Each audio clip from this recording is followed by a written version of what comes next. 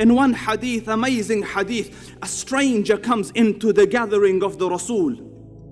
رجل شديد بياض الثياب شديد سواد الشعر لم يرى عليه أثر السفر ولم يعرفه منا أحد.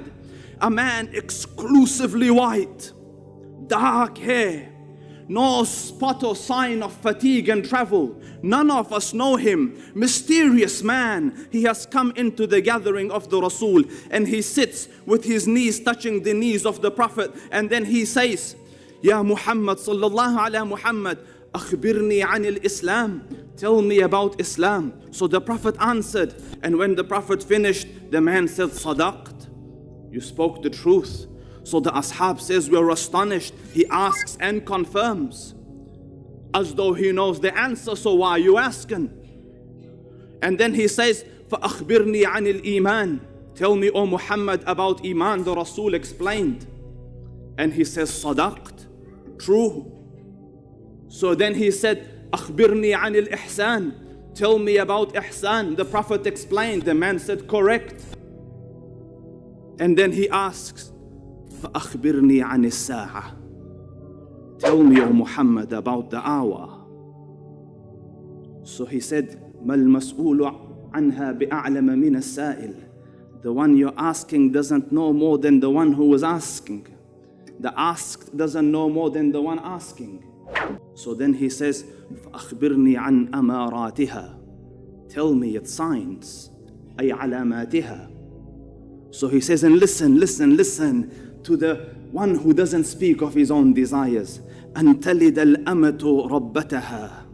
When a lady gives birth to her master. When a female servant gives birth to her master. And you want to see your masters today, look at your children. You live for them. Mobile phone, mom, حاضر. This على رأسي وعيني. And you do something wrong, خلاص, not speaking to you for today, mom. أمت ربتها. You have given birth to your masters. The Prophet said it, for it was unheard of then. They lived in servitude of their parents. When a woman is giving birth to her own master, now when in the world could you imagine it could happen that children are treating their own parents like slaves? Yet I was just in New York a few weeks ago at our new studios there, and I was amazed at the way the youth treat their parents. And then it hit me, that describes exactly. Today, even when a child is in elementary, the primary school, they're already talking back to their parents, telling them things like, shut up, to their parents. What are you going to do about it? You can't make me. This attitude. And then as they get older, as teens, get out of my face. And disappear. Don't come back for a couple days. And when they do come back, bad attitude. And then when they're maybe at the age of college or something like that, and I heard one say, I'm 18 years old now. I've had it with you. I've put up with you all my life. This is a child talking to the mother? I've had it with you? Who carried the child inside of her? Who's the one that gave birth in pain after pain after pain? Who's the one that nursed that child from her own breast? Who is the one that taught the child to walk and talk, to have what we call the mother tongue, coming from the mother, teaching the child how to speak? And let's don't even get into the changing the diapers and staying up all night long. That sounds like slavery to me. What do you think? Although many of these scholars has interpreted this hadith as it's supposed to mean that a time will come that the children will treat their parents in a way that they become like master to their parents, this hadith could also refer to a phenomenon called surrogacy.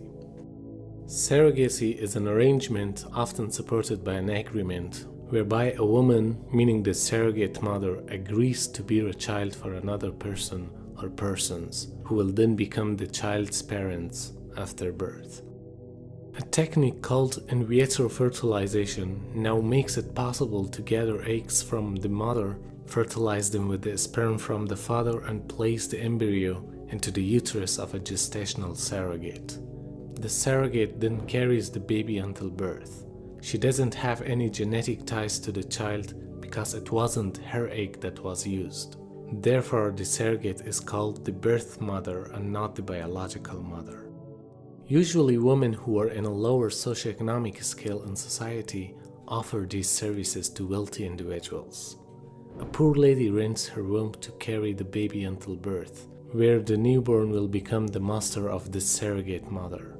And the surrogate mothers are being treated as slaves. Because firstly, in this arrangement, material compensation is offered for the physical service, which means a surrogate rents a part of her body in exchange for money. And secondly, in this arrangement, a deep personal or emotional relationship is not required for the transaction to be completed. Or in other words, there would be no value given to the feelings of the surrogate mother after birth, and she would have no right over the newborn.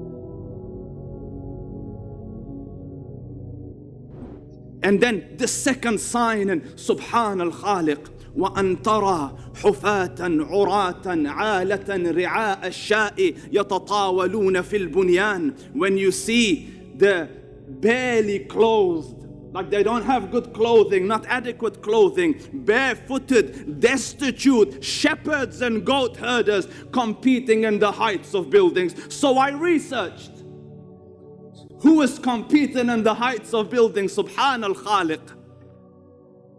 The tallest building on earth today, where is it? Dubai. I watched the footage of Sheikh Zayed.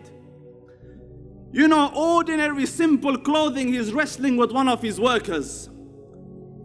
An ordinary shepherd, the oil camp, Pujuh, skyrocketed, and now the tallest building on earth is in their country.